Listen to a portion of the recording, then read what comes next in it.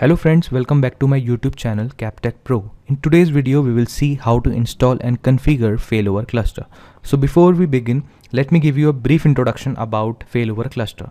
Failover cluster is a set of computer servers that work together to provide high availability or continuous availability. If one server or one node fails, another node in the cluster can take over its workload without any downtime.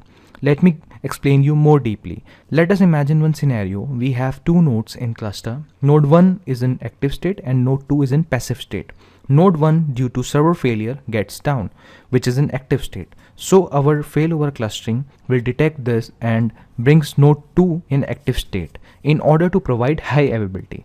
So friends, this is what failover clustering is, and now let me show you guys our today's demonstration lab environment. So friend, this is our lab environment. We are using one DC with the IP address of 192.168.0.20 and Windows Server 2019 installed on this machine, and the domain name we have configured over here is captechpro.local. Now this is our second machine with the name of node 1 and the IP address is 192.168.0.30 and Windows Server 2019 we have installed on this.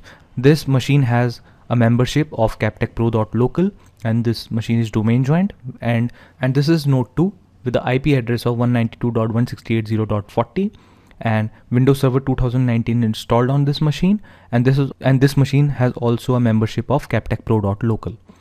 This is our storage machine with the IP address of 192.168.0.50 and Windows Server 2019 is installed on this machine. We are using this machine for storage purpose, and this machine also has the membership of captechpro.local. We are using one more LAN card in this demonstration for heart beating process, and IP we have given to node 1 is 192.168.2.30, node 2 IP is 192.168.2.40 and storage IP is 192.168.2.50, and we have configured ISKZ on our storage machine, and the target server will be node 1 and node 2. So friends, without any delay, let's get to our lab environment and we'll start with the process of configuring and installing failover cluster. So friends, we are on our node 1 and node 1 has the IP address 192.168.0.30.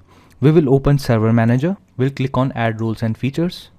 We will click on next and we'll select role based or feature based installation. We'll click on next. We'll click on next. We'll click on next and we'll select failover clustering.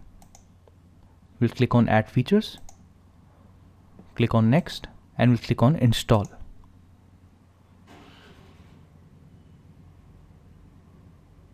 Till the time installation will get complete in node 1, we'll go to node 2 and install the same feature on node 2 as well.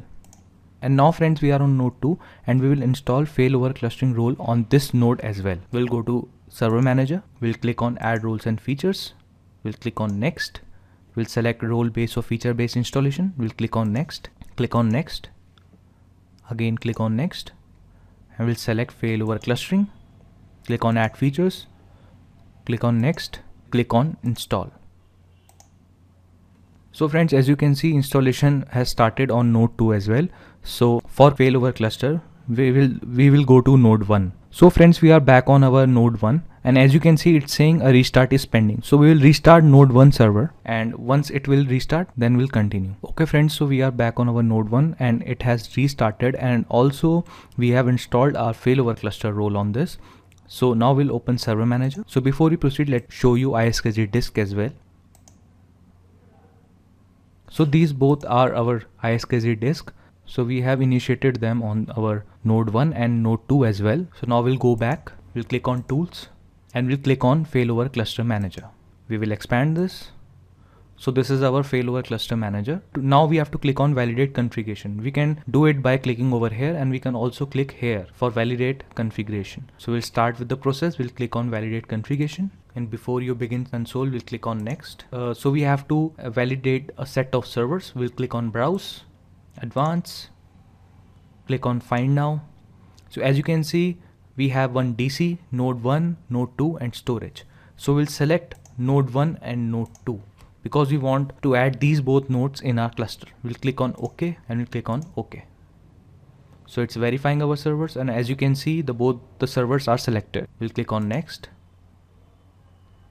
and we'll select run all tests, which is also recommended. We'll click on next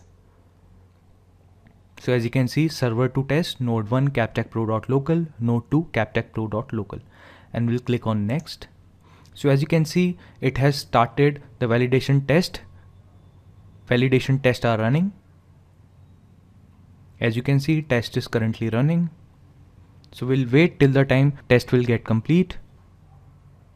So friends, as you can see, test has completed for the test you selected. So we'll click on create the cluster now using the validate nodes. We'll check the box and click on view report.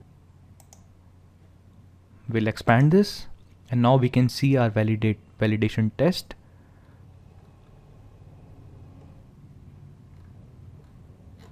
So you can read this, our validation test, and we'll close this. We'll click on finish.